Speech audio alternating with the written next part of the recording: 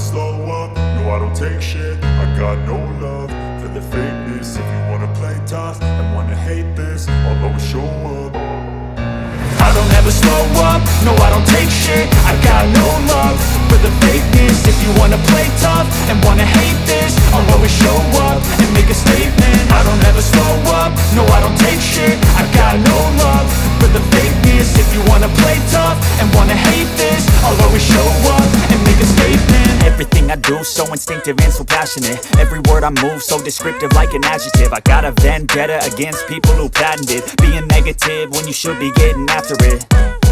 I got facts over tracks, this and that. Spitting slow, spitting fast. I could roast, I could gas. Think I'm okay at last, but I don't know if that can erase all the past. And the pettiness, a reflection of the emptiness. Hilarious, you think you're worth my time, you're delirious. Mysterious, because you hide behind a fake exterior. Inferior, you know I'll always be a bit superior. Get off of me, this ain't no humble brag. I want you to hear words, you can say them back. I want you to feel free from the chains at last, and to believe in what you got, it was built to last, yeah. Now that I've been put through hell, I never got anyone's help. I had to do it all myself.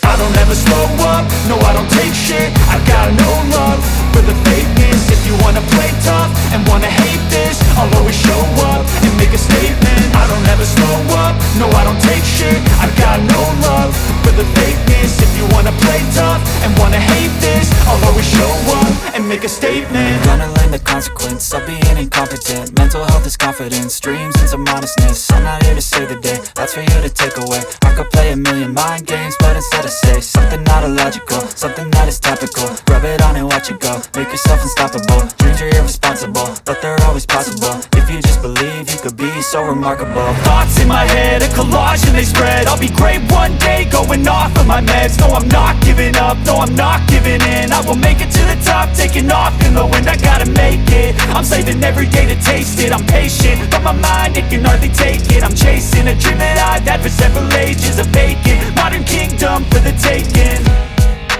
Now that I've been put motorsiklo, nagdadalawang isip tayo kapag hindi siya kasama sa Big 4. Naandyan yung katanungan na matibay ba yan or may piyesa ba yan. Pero dahil Honda nga po siya, tiwala na tayo. Ang ating issue lang naman dito ay yung kanyang presyo, di ba? Pero ngayong 2024, napansin ko nga ho, nagbaba ng presyo itong si Honda Click 160. Kaya sama-sama po nating alamin ang update sa kanyang presyo ngayong 2024 at tingnan natin yung nabago sa kanyang looks dito po sa Star Honda Areza Pagsanghan. Okay, tutulungan po tayo ni Lawrence para maiporma yung bagong Honda Click 160.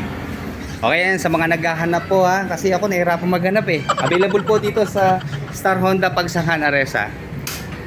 Okay. Yun lang po, wala dito yung kulay red.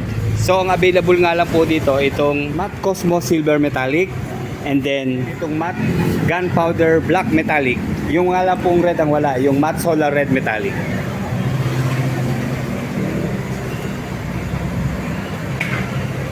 Oh, baka naman mga riders, ang hanapin nyo na naman ay yung lumang version. So ito na nga po yung bago. Yun ang problema sa atin, ano, naghahanap tayo ng bagong design kapag nalulumaan na tayo dun sa mga nauna. And then pag ito na, ang hahanapin naman natin yung luma. Okay, maraming salamat Sir Lawrence. Baka may isa-shoutout ka. Okay, mga taga Magdalena, tama ba? Shoutout sa mga taga Magdalena. Ayun, okay. Gusto nyo mag-appel ng unit. Okay, sige, salamat sir ha. Okay, humabol po ng bagong looks ang kuya ni Honda Click 125. Ito po yung bagong labas ng Honda Click 160. Bali, standard version pa rin po ito. Talaga lang nagkaroon po lang pagbabago sa kanilang decals. Pero sa specifications, same lang din po sila. Sa isang motorsiklo, malaking factor po talaga ang kulay at ang decals. Bukod po sa atraksyon at pampapogi ng ating mga motorsiklo, mas maganda rin po itong visible sa kalsada para sa ating kaligtasan na rin po. Dito po sa Matte Cosmo Silver Metallic, mapapansin natin yung kanyang kulay na ginamit. Okay, dito po sa gitna, pinaka front view niya, naka silver nga po siya. And then dito po sa decals, combine po siya ng blue, kaya ang lakas po ng dating talaga. Kitang-kita siya, di ba?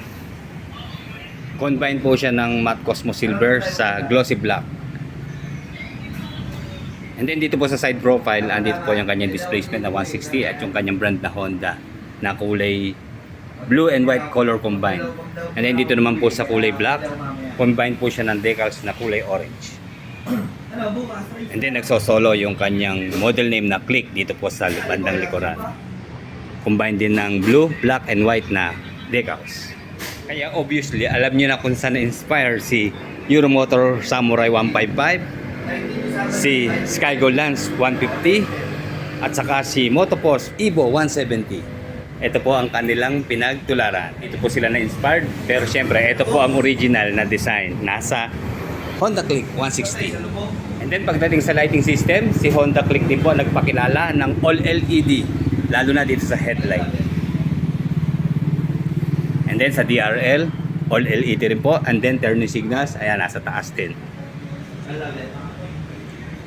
Hanggang sa stoplight, taillights, and turning signals, all LED po.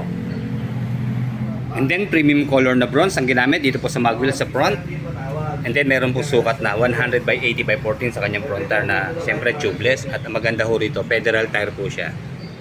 At ang nagpasikat din po ng combi braking system na preno dito po sa kanyang front, naka single disc na meron pong single piston caliper. And then telescopic fork na front suspension. Yun lang po ang downside dito sa braking system ng Honda Click 160. Naka drum brake pa rin po siya, pero pwede naman tayo mag-upgrade into this. And then naka single sided shock lang po sa kanyang rear suspension. So sana sa susunod na mga version, mag-upgrade na itong si Honda Click, gawin ng dual shock, and then naka-disc na dito sa rear brake. Pero for sure, hintay-hintay lang tayo mga riders at magkakaroon din po ito ng disc brake dito sa rear. Anyway, ito naman po ay combi brake system, kaya malakas din ang preno nito dahil nag-share po ang dalawang preno mula sa harap at likod. And then panalo rin po tayo sa kanyang sporty muffler na fully protected po ng heat guard. Plastic po siya hanggang dito po sa tip. Yun nga lang po, hindi stainless yung kanyang mga Allen bolt. Okay, meron lang pong 800 ml na engine oil capacity ang Honda Click 160. At maganda ho rito, mahaba yung kanyang cap. Ayan, mabilis natin mapipihit. Para siyang screwdriver, di ba? Ayan, pag mag-change oil tayo, kailangan lang natin ng mahabang imbudo para pagsasalin. And then, ang bulky po ng kanyang gulong dito sa rear, meron po sukat na 120 by 70 by 14. And then, nasa 100 ml lang po ang kanyang gear oil capacity. Ito pa po ang isang downside dito sa ating Honda Click 160, nawala na po yung kanyang kickstart. Pero okay lang po yan dahil naka-enhanced Smart Power Plus na naman po siya. And then meron pong kill switch yung kanyang side stand. Dito po sa kanyang floorboard, dito po nakapwesto yung kanyang battery sa gitna. And then nasa 138 mm naman po ang kanyang ground clearance. And then nasa 778 mm po ang kanyang seat height. Pero okay lang po kahit may kataasan po ang kanyang seat height dahil pagdating naman po sa kanyang dry weight, hindi naman siya kabigatan, nasa 116 kilos lang po siya. And then fully digital na rin po ang kanyang instrument panel na meron pong dalawang button dito na soft touch. Ito po yung kanyang select set. And then sa kanyang mga switches and button, dito po sa left side, nandito po yung kanyang high beam, low beam sign. Wala po siyang passing light. And then horn, left and right turn. And then dito po yung kanyang isang special features, yung kanyang idling stop na in case po tayo ma-traffic, makakasave po tayo ng gas pag ito po ay naka-activate. And then pag nag-shutdown na ang ating engine, isang pigalan po sa throttle, start na siya agad. Okay, dito naman po yung kanyang electric starter push button. And then naka-smart keyless na po ang kanyang ignition system. And then nandito po yung switch ng kanyang seat. And then meron po siyang malaking pocket dito sa right side. Ayan, ang ating cellphone. Pero syempre, mas isasuggest ko po, dito tayo maglagay ng cellphone. Dahil naandito po yung kanyang USB ready na charging port. Okay, malalim po yung kanyang pocket dito sa left side. Ayan, pasok po ang ating cellphone. Ayan, kaya pa hanggang 3 cellphone. Then maganda rito, protected siya sa ulan. At hindi siya basta-basta mahuhulog dahil naka-cover na nga po siya. Yun lang, walang mga lock mga ka-riders, kaya wag nating iiwanan ng ating cellphone. And then may utility hook po dito sa gitna. Pwede ho tayo magpalit pag halimbawang naliliitan po kayo. Okay, sa kanya naman pong seat cover. Okay, one tone lang po siya pero may mga tahi din naman. At maganda ho yung kanyang tabas. Hindi siya masyado matambok at malambot po yung kanyang foam. Okay, ito po ang laman ng kanyang U-box. Ito po yung kanyang stock na side mirror. Sa ngayon naman mga ka-riders, kung hindi tayo nasasatisfied sa mga accessories niya, ang dami na pong available sa online. Mas mura pa, di ba? Then dito po yung kanyang battery. And then manual at saka yung kanyang basic tools. Okay, usually ang fitted lang po na helmet dito, yung kanilang quarter face na giveaway helmet. So ito, check natin kung ari ba itong medium size na ating full face helmet. Okay, yan, pasok naman po siya. Oh. Check natin kung makakapagsara tayo. Okay, yun po, hindi talaga siya pwede. Hindi ko siya pwede magsara. So talagang quarter face lang po ang sakto dito sa Honda Click 160. And then maganda po sa kanyang U-box, organize yung mga gamit na ilalagay natin. Ayan, meron lalagyan dito. Dito na po nakapwesto yung kanyang coolant. Pag magre-refill po tayo, ayan, aangat lang natin to. Hindi tayo mahihirapan magsalin. And then wala rin po na bago sa kanyang fuel tank capacity. Nasa 5.5 liters pa rin po.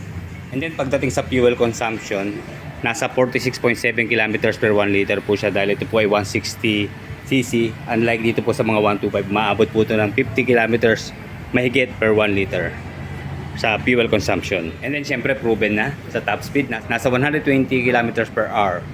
So sa sagaran po kaya pa rin po nito hanggang 128 kilometers per hour. And then wala nga pong nabago sa kanyang specifications. Ganun pa rin po, 4-stroke, single cylinder, 4-valve, liquid cooled sa kanyang cooling system, single overhead cam, fuel injector naman po sa kanyang fuel supply system, and then Euro 4 compliant na po sa kanyang emission control, and 157cc displacement. Maximum power of 15 horsepower at 8,500 RPM, and maximum torque of 13.8 Nm at 7,000 RPM. Okay, ito na para sa update na price ng Honda Click 160 dito po sa kanyang bagong decals. Okay, sa cash price po niya ay 119,300. So marami pong tataas ang kilay kasi nga naman nakalagay po sa Google, mapapansin natin nasa 116,900 pesos. So nasa 117,000 almost. So dito magtatanong nga po kayo bakit umabot ng 119,300. So obviously makikita naman natin yung kanilang freebies, yung kanilang offer. Ayan, wala po nito sa iba eh. Kaya ito para masagot po yung mga katanungan kung bakit medyo mataas po ang kanilang price. And then sa installment naman po, magda-down tayo ng 12,400. And then sa monthly installment po, sa isang taon, 12,185 monthly. Sa 2 taon naman po, 7,190 monthly. At sa 36 months naman po ay 5,650 monthly. Okay, sa mga nagtatanong po kung bakit merong per day 182. So ito ang simpleng paliwanag lang po dito. So ito ang kailangan nating i-save sa araw-araw para hindi tayo mahirapan sa installment niya. So almost 200 pesos kailangan natin mag-save para hindi mabigat na tayo ay kukuha halimbawa sa 3 years na monthly installment. Dahil sigurado naman po mahirap kung araw-araw nga naman tayo magbabayad dito ng 182, di ba? Kaya yon, ang message lang po nito, mag-save po tayo ng kahit 200 pesos everyday para hindi tayo mahirapan sa monthly installment. Kaya yan, sa mga interesado po, pasyal lang kayo dito sa Aresa Mall, dito po sa Honda 3S Pagsanghan. Bukas po sila every Monday to Saturday, 8 to 5 p.m. Or kung busy naman po kayo, bisitahin nyo lang po sila sa kanilang FB page na Honda 3S Pagsanghan. Okay, like, comment, and subscribe sa ating channel. Maraming salamat po.